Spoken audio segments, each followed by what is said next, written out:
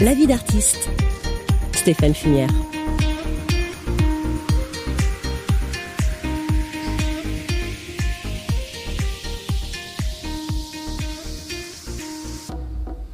Bonjour, bienvenue dans La vie d'artiste sur RCF. Aujourd'hui, j'ai le plaisir de recevoir Milan Cohen, alias Tina Wants, et avec un nouvel album qui est sorti il y a peu. Oui, ça, c'est et ça. Qui s'appelle False Arms. Alors, on reviendra sur votre musique tout au long de cette émission de La vie d'artiste. Nous allons partager avec vous votre vie d'artiste, avec les musiques, les chansons qui parlent de votre parcours, de l'enfance à aujourd'hui. Ici, dans cette émission, La vie d'artiste est écoutée également avec inspiration. Et la première question qu'on pose dans cette vie d'artiste, c'est est-ce que votre vie d'artiste a rejoint votre rêve d'enfant ? Pas encore. Disons que j'ai plusieurs rêves. Mais en tout cas, le fait d'avoir fait un album, je sais pas si c'est un rêve d'enfant, parce que je pensais même pas être musicien quand j'étais enfant, ça m'est venu un petit peu plus tard, à préadolescence, disons. Mais en tout cas, disons que ça vient accomplir un rêve d'il y a 5-6 ans, oui, où quand je suis arrivé à Bruxelles, je me suis dit, il faut que je fasse un album, et j'étais un peu tout seul. Après, j'ai pu bénéficier de beaucoup coups de main, que ce soit de musiciens, d'ingénieurs son, qui m'ont aidé à travers cet exténuant mais merveilleux parcours. Et en fin de compte, j'en suis assez fier, et je suis fier de l'avoir fait jusqu'au bout. Il y a quelques fois où je me suis dit que j'y arriverais pas, que c'était trop dur parce que j'avais tellement de choses à réapprendre. Mais en fin de compte, je suis heureux et je suis aussi impatient de commencer le prochain. Et donc, du coup, c'était quoi les histoires d'enfants que vous vous racontiez alors, s'il n'y avait pas ce chemin vers la musique là ? Il y avait le foot. Il y avait le foot, pas mal. Mais non, c'est vrai que oui, il y avait le foot, puis le journalisme sportif. Et puis, à mes 13 ans, quand j'ai eu une guitare dans la main, aux grandes dames de ma mère, elle a eu du mal à quitter mes mains, justement. Et je pouvais y jouer 8-9 heures par jour, je m'arrêtais jamais.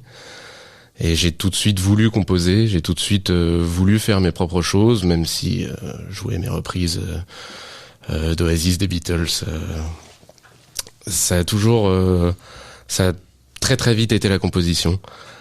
Et ça, finalement, je saurais pas dire le moment où je me suis dit c'est ça que je veux faire de ma vie, mais ça s'est fait assez naturellement en tout cas. Je sais que quand j'ai eu ma première guitare dans ma main. C'est ça, la première émotion musicale. Alors, elle est arrivée vers quand est-ce que vous avez justement eu cet attrait pour la musique ?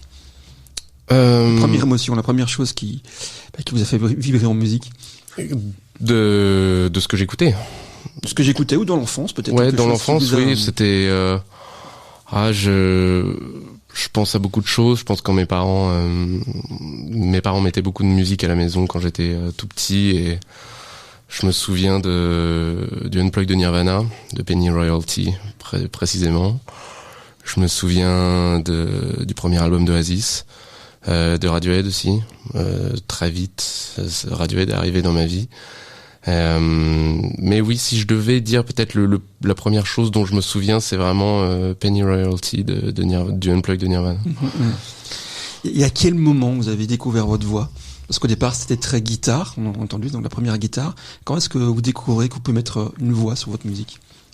Alors, ça a pas du tout été mon intention au début. Je me suis dit, je veux apprendre à faire la guitare, mais si je fais juste des accords, les gens vont s'emmerder. Donc, j'ai chanté un peu naturellement, mal au début, et j'ai fait tout un travail un peu inconscient au début. J'ai eu une année quand même de cours de chant, j'ai eu un peu de cours à la fac de musicologie, mais malgré moi, maintenant ça fait 15 ans que je chante et je me définis plus comme chanteur que guitariste aujourd'hui. Disons peut-être un peu les deux, mais c'est vrai que avant tout, quand mon identité sur cet album, en tout cas, c'est plus ma voix que la guitare, je pense. Je propose justement de découvrir votre univers musical, et on a le plaisir de vous avoir ici en live pour 3 chansons à RCF. Et on va commencer avec The Hunt, et je propose qu'on discute de cette chanson tout de suite après avoir l'écouté.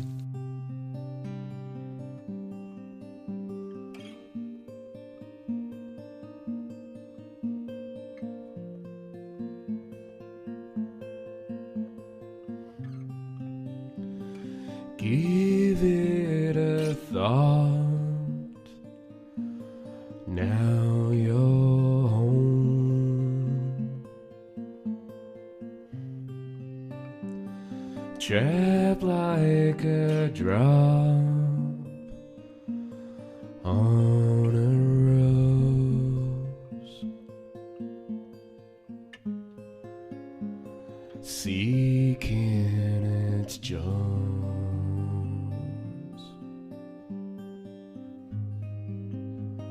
Girl, child, unveiled,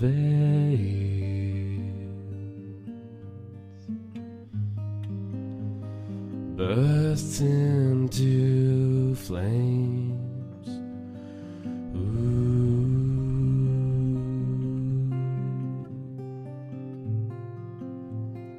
Give it a thought, pick up your sword and slay.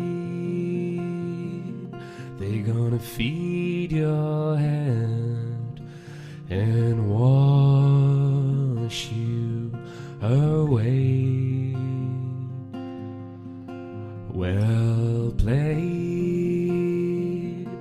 they'll teach you faith and watch you undress.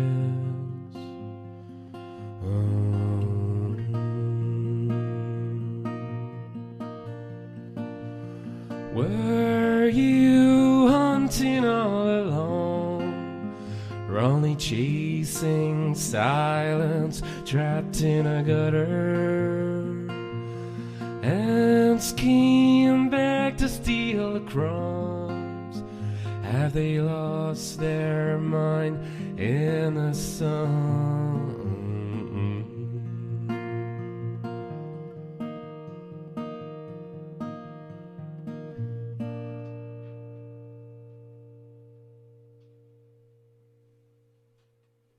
C'est la vie d'artiste avec Stéphane Fumière. Voilà, donc c'était The Hunt, extrait de cet album Fast Love de Tina One, qui est notre invité ici sur RCF dans la vie d'artiste. Évoquez-moi cette chanson. Elle m'évoque beaucoup de choses. Déjà parce que c'est assez rare que ça m'arrive, mais c'est une chanson, je ne sais pas très bien de quoi elle parle. C'est beaucoup d'images qui me sont arrivées dans un des moments, dans un moment de grande plénitude, peut-être un des moments où je me sentais le plus heureux dans ma vie. Justement, j'étais en été, j'étais dans le sud de la France. Et j'avais déjà les accords, la structure, mais il me manquait plus que les paroles. Et je me souviens d'un après-midi léthargique où j'avais écrit les paroles. Et c'était beaucoup de choses. Je pense qu'en tout cas, il y a des choses qui parlent de la fin de mon groupe, de mon premier groupe, puisque c'était le moment où ça se finissait et que ça s'est fini à l'époque pas très bien. Et malheureusement, je pense que c'est un poids que j'ai dû garder pendant quelques années au début de la création de cet album-là. Et en tout cas, cette chanson est teintée d'images et il y a de la nature, il y a je pense une réflexion sur le fait de se livrer aux autres et d'être vulnérable. Je pense qu'il y a de ça. Mais là encore, je suis encore en train de la décrypter moi-même.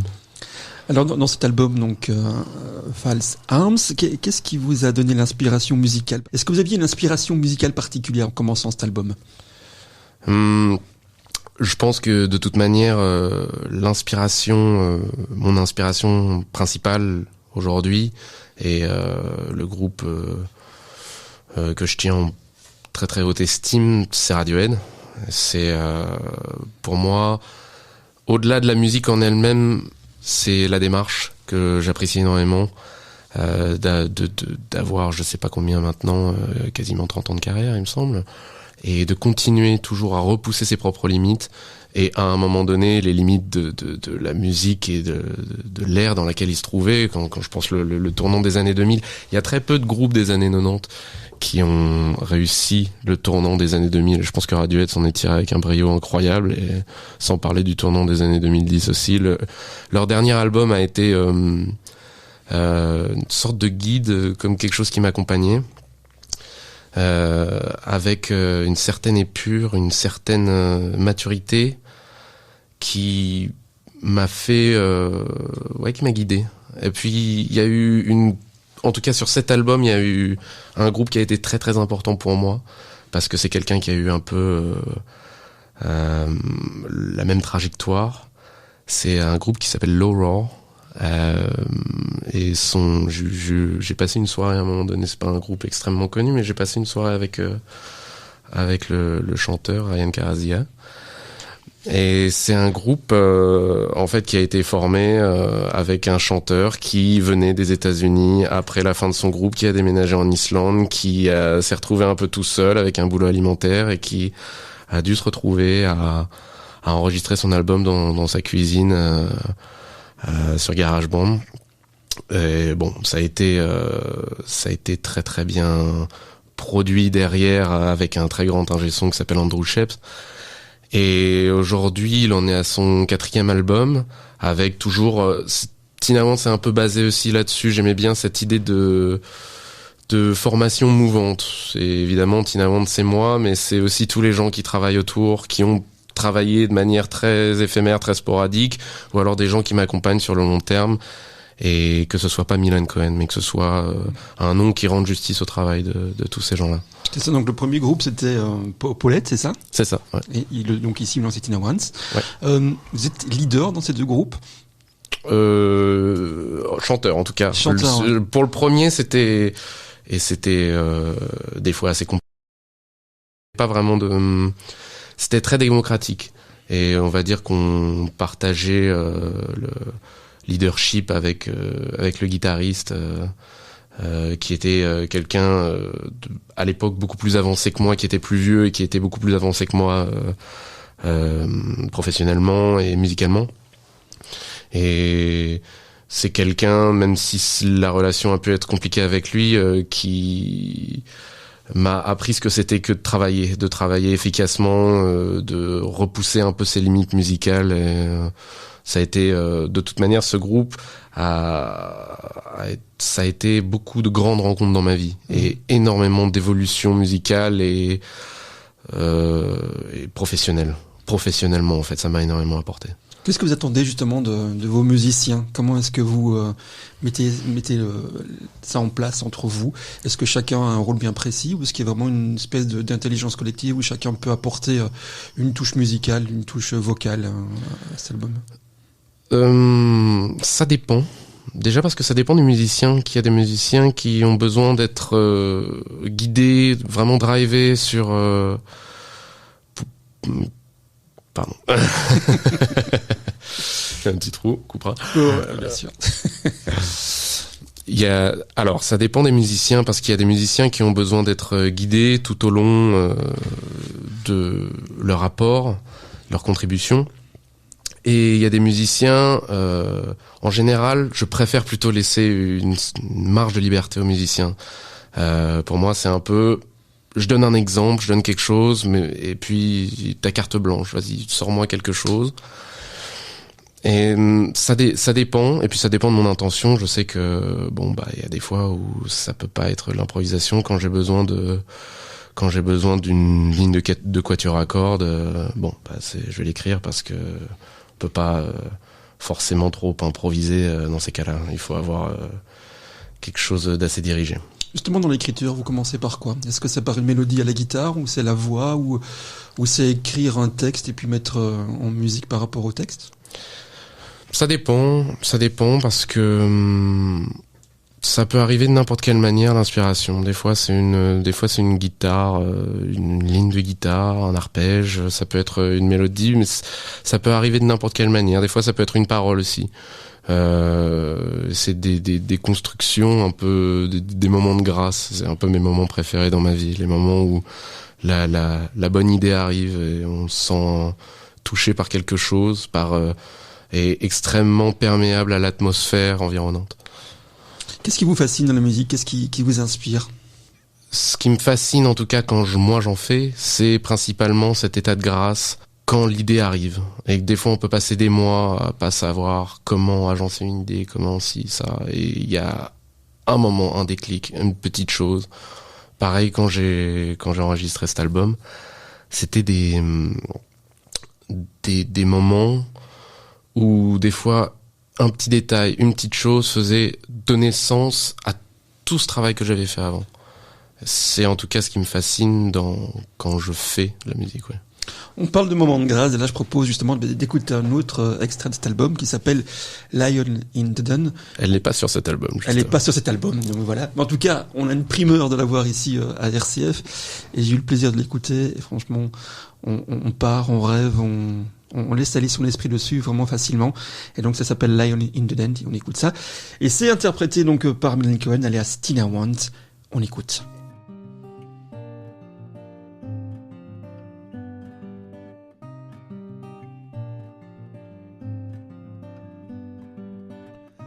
As I watch us drifting off, as I watch us from above, paintings unravel as life seems on pause. Barely aroused, we were housing the cause. Reel me in.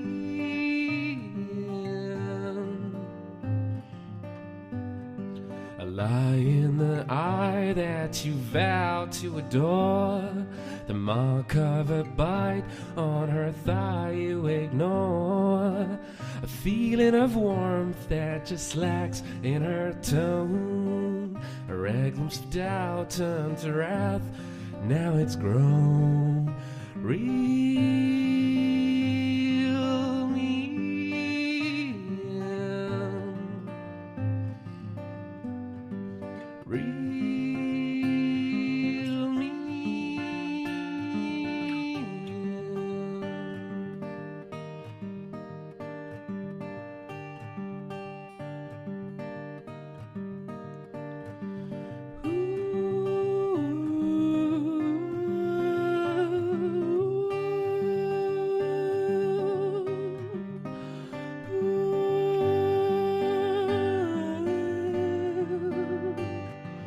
The angel will stay as long as it may. I won't. This woman you blame looks so convenient when you know your whole self's in the room.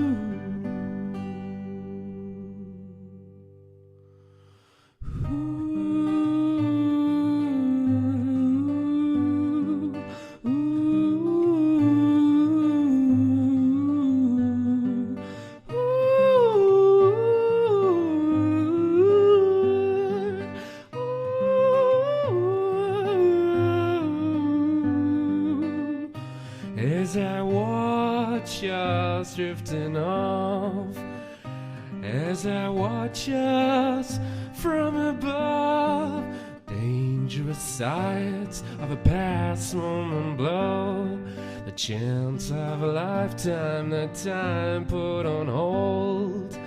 The creatures who might douse the fire in your groin won't help but distract and leave me right in the void. Come back, you might slack up some more.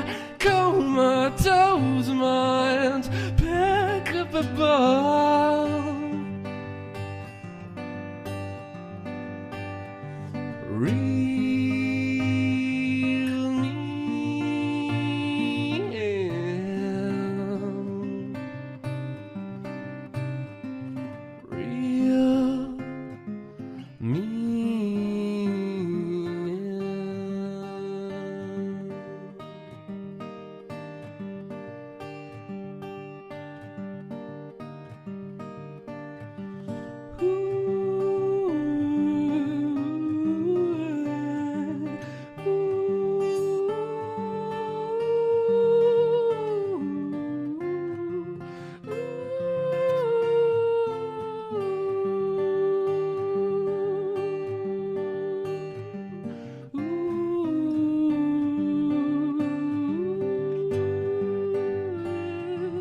the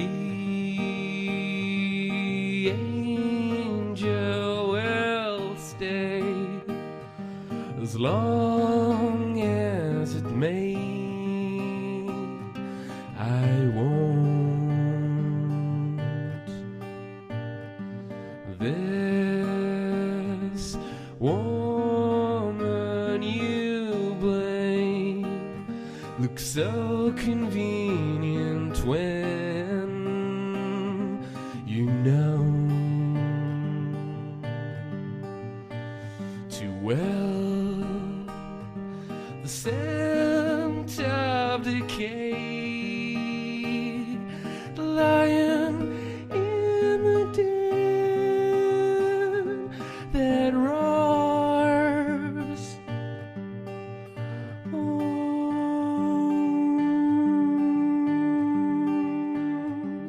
Hope's not what it was.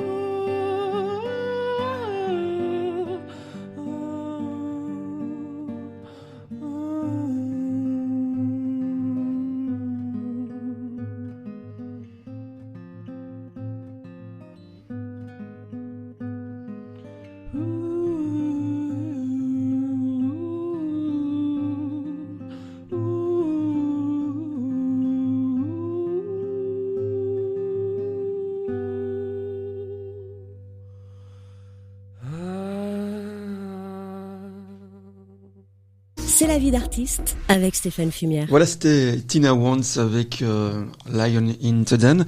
Est-ce que vous vous rappelez de votre première chanson, de votre première composition, et qu'est-ce que, justement, à cette époque-là, qu'est-ce qui se passait d'important pour vous?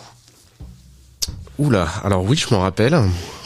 Je me rappelle qu'elle comportait exactement 3 accords, les 3 accords que j'arrivais à faire à l'époque. Je pense pas qu'il y a besoin de s'étendre dessus, c'était ce qu'on appelle communément une daube, mais c'était la première, il en a fallu beaucoup avant de trouver quelque chose qui soit, en tout cas, je pense, digne d'intérêt pour un public extérieur. Mais quand j'ai composé ça, j'avais 13 ans et je ne sais pas si ce que je traversais était extrêmement significatif. Et quel espace de dialogue vous donne justement une chanson? Est-ce que ça vous donne un espace pour vous exprimer sur certaines choses ou pas? Ou alors c'est, comme la première chanson l'a dit, c'était vraiment de l'inspiration, il n'y a pas vraiment un fil conducteur? Ou est-ce que ça vous donne justement un espace plus particulier pour vous exprimer sur autre chose? Ça dépend. Je sais qu'il y a des morceaux où j'ai réellement la sensation de les accoucher. Réellement. Je me souviens d'une fois où un morceau assez récent que j'ai composé qui parlait de mon père et que je remercie, qui a fait d'ailleurs le logo Tina Wants, et je le remercie pour ça. Et une chanson assez difficile où il y avait des choses que j'avais besoin de sortir. Et c'était véritablement un accouchement, un espace de griller. Ça peut être plein de choses. Je sais que des fois, ça peut être des purs exercices de mauvaise foi. Ce que j'appelle mes exercices de mauvaise foi, c'est-à-dire que je suis courroucé par quelque chose et donc je vais dire en toute mauvaise foi que j'ai complètement raison à travers une chanson, puisque de toute manière, je peux faire ça. Mais et puis ça peut être des fois quelque chose de beaucoup plus léger, juste comme sur The Hunt ou sur Sunken Battleships, des images qui me viennent et pas réellement quelque chose de précis, mais plutôt des sentiments ineffables qui viennent trouver leur place dans un morceau. Où est-ce que vous aimez composer vos morceaux? Est-ce qu'il y a un endroit de prédilection pour composer? Chez moi principalement. Le dernier morceau que j'ai composé, je suis allé chez ma mère qui est en Bretagne et qui a une très belle vue sur la mer. Et j'ai passé une journée à composer, c'était absolument magique. Et j'ai écrit en plus un des morceaux dont je suis le plus fier, qui sera sur l'album suivant, j'imagine. On l'espère, ouais. Et c'était fascinant, c'est assez fascinant de toute manière de se retrouver face à un élément naturel, que ce soit Je me souviens des fois de partir, quand je suis à la campagne, de partir un petit peu en forêt avec ma guitare et d'essayer des choses, de trouver des idées. Et quand il y a quelque chose qui clique, quelque chose qui marche, je me souviens d'un joli refrain que j'ai trouvé au bout de la Cambre aussi, comme ça. Ça peut arriver un peu n'importe où, mais quoi qu'il arrive, le travail de finalisation, ce sera chez moi. Je n'aime pas être... c'est quelque chose d'extrêmement privé, je trouve, la composition. Et qu'est-ce qui ressort de votre caractère, justement, dans vos compositions ? Je pense mes failles et ma fragilité, ce que je pense être le plus intéressant chez l'être humain, en règle générale, c'est de pouvoir avoir une sorte de place privilégiée pour exprimer sa vulnérabilité, ses doutes, sa noirceur... Des fois, c'est des fois la joie aussi, même si dans mon cas c'est un peu plus rare. Mais c'est ça que j'aime avant tout, c'est explorer mes failles à travers la musique. Comment est-ce que vous voyez évoluer votre style ? Ça c'est la question à 1 million, je pense, non, pour n'importe quel artiste. Non, mais justement, par rapport justement au premier groupe, à celui-ci, Tina Once, est-ce qu'il y a des choses, des leçons que vous avez prises par rapport à ça, des leçons de vie forcément, des philosophies différentes qui vont justement permettre d'évoluer vers d'autres styles, ou peut-être même garder un style Ouais, le premier groupe que j'avais était très rock. Déjà, on jouait très fort. Ça, c'est un truc... qui était assez notable. On jouait très fort. On avait un batteur qui jouait très fort. On aimait la puissance qu'on dégageait à l'époque. Et quand je me suis retrouvé à faire cet album, forcément, j'enregistrais l'album chez moi. Donc, c'était inenvisageable de faire les choses comme ça. Et assez naturellement, j'ai baissé le niveau. Et je pense j'ai pu explorer des choses qui sont plus intéressantes dans ma voix. Et ça, c'est peut-être la chose principale que j'ai appris, c'est que je suis plus à l'aise dans un registre vocal plus doux et dans un registre plus doux en règle générale. Donc on sait qu'il y a Tina Once qui est le personnage que vous avez créé, et il y a Milan Cohen. Quand est-ce que vous vous sentez le plus vrai, Milan Cohen, ou est-ce que vous vous sentez plus Tina Once ? Je me sens jamais Tina Once. Pour moi, Tina, c'est un personnage que j'ai inventé pour une chanson. C'est un des seuls personnages que j'ai inventé vraiment pour le besoin d'une chanson. Et en fin de compte, elle a fini par incarner beaucoup de choses pour moi, beaucoup de mes propres doutes. Et c'est un personnage avec une histoire, une femme de la nuit qui aime beaucoup l'argent et qui aimerait bien le grand amour, et ces deux notions vont un peu se court-circuiter à un moment donné. Et ce personnage m'a énormément touché, même s'il n'existe pas, il existe en fait. Quand on passe, et j'ai pu le faire quelques fois, quand on passe en taxi le soir sur l'avenue Louise et qu'on contemple toutes ces femmes, personnellement j'ai du mal à m'empêcher de me poser la question, quelle est leur vie, comment elles sont arrivées là, c'est quoi, c'est quelque chose qui m'a assez fasciné, et je me considère pas comme étant Tina Once. Pour moi, Tina Once, c'est une sorte d'avatar, Tina, c'est un personnage qui est né de mon imagination, et derrière lequel je me cache un peu aussi. On arrive déjà malheureusement à la fin de cette émission. On a encore le plaisir d'écouter un extrait en live ici à la fin de cette émission. On termine souvent avec des questions un petit peu bizarres et étranges pour un petit peu cibler l'artiste et voir où va son esprit. Alors justement, la question va de soi, est-ce que vous avez une habitude bizarre ou étrange ? En lien avec la musique ou... En lien avec la musique, ou Tina Once, ou éventuellement Milan Cohen. On peut voir, le crossover peut se faire très bien. Hein. On peut laisser du flou aussi. J'ai une habitude bizarre. Oui, il me semble en plus. Alors, mon habitude bizarre, c'est que je pense être quelqu'un, quand je compose, quand je mixe, quand je suis sur mon ordinateur, de plein de manières différentes, je suis quelqu'un de très organisé, et j'ai tendance des fois à mettre la charrue avant les bœufs, de mixer alors que j'ai même pas fini de faire les prises. Beaucoup de petites choses comme ça. Je suis pas quelqu'un, mais en même temps ma désorganisation me permet certaines choses, de faire naître certaines choses, Mais c'est quelque chose que je suis bien obligé de combattre des fois, en tout cas. Si vous mettez dans votre tête, qu'est-ce que les gens pourraient souvent entendre? Sortez-moi de là, je pense. Ça, c'est ce qui se dit, hein, en tout cas. À quoi aimeriez-vous vous consacrer plus de temps, autre que la musique? Là, il se trouve que je vais partir habiter à la campagne. Et j'ai envie de jardiner, j'ai envie de cultiver, j'ai envie de prendre le temps de faire bien à manger, donc de faire mes propres produits, enfin de cultiver mes propres produits, tout ça c'est quelque chose dont j'ai beaucoup envie aujourd'hui. Quelle est votre première pensée au réveil et forcément votre dernière pensée au coucher? Ma première pensée, c'est de regarder le temps qu'il fait. Ça, c'est parce que je sais, ça me donne un très bel indice sur savoir si je vais passer une bonne journée ou pas. La dernière pensée, c'est est-ce que je vais réussir à m'endormir cette fois-ci? Je suis très insomniaque. Si vous aviez aucune gêne, qu'est-ce que vous feriez? Si j'avais aucune gêne, je vendrais mieux mon album, je pense. Comment?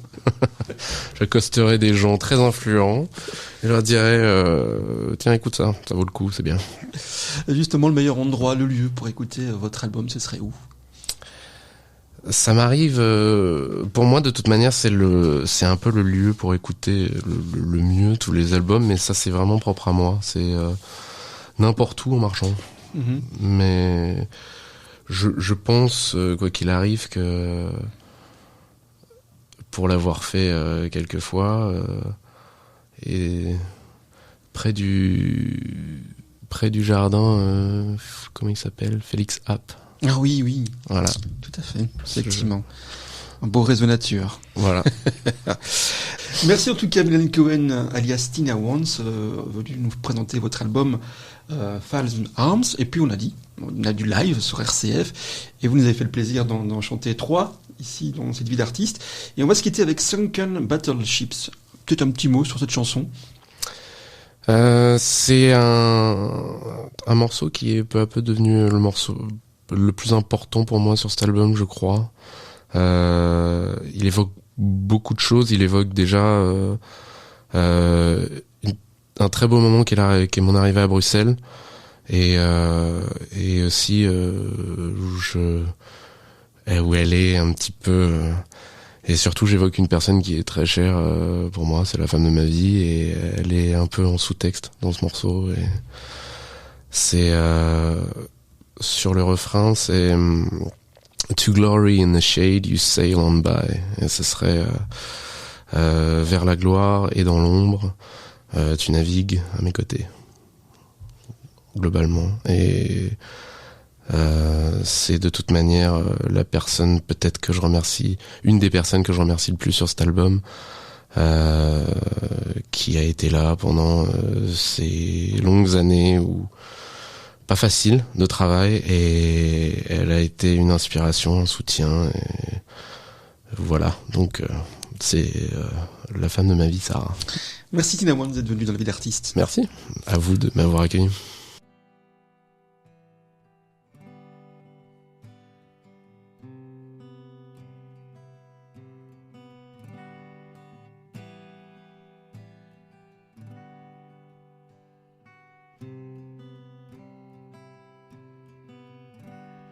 Sail beyond the tidal wave. Come and breathe, and paint the morning sea. Full of sunken battleships that Romanized,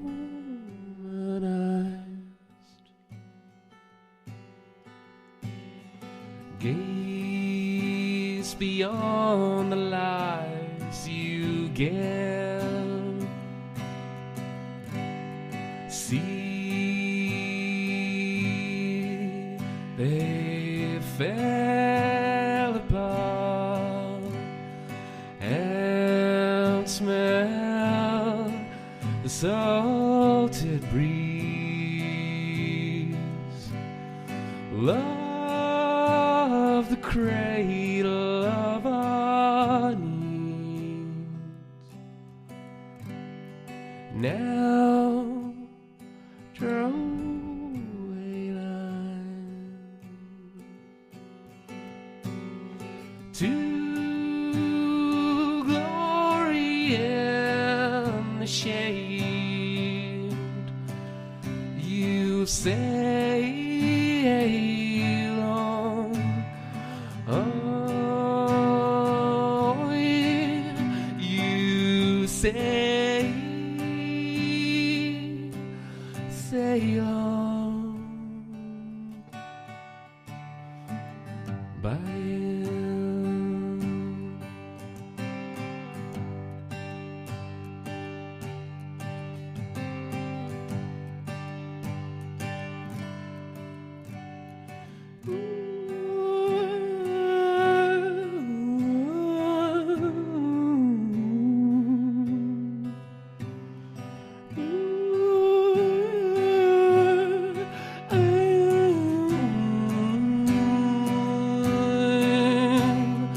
Flakes are swirling in the air. Come and see.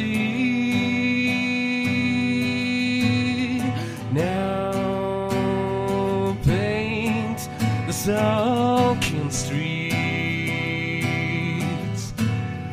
Hear the song that we shall sing. Hear the song that we shall sing.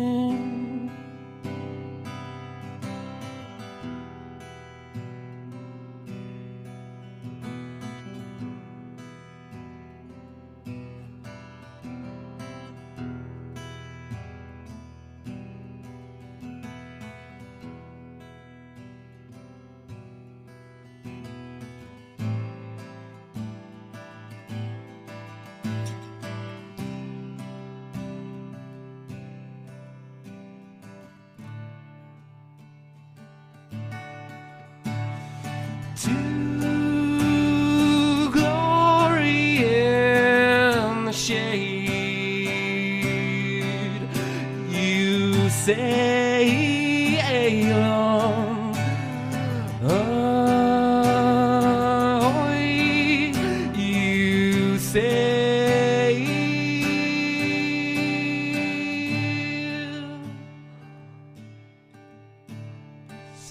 on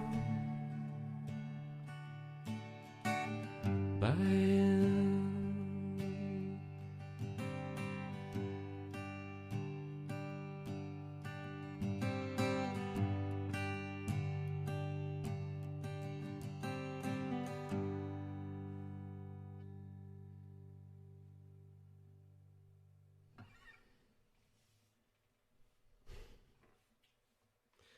Ça saturait pas parce que je me suis rendu compte à la balance que ouais, que j'avais pas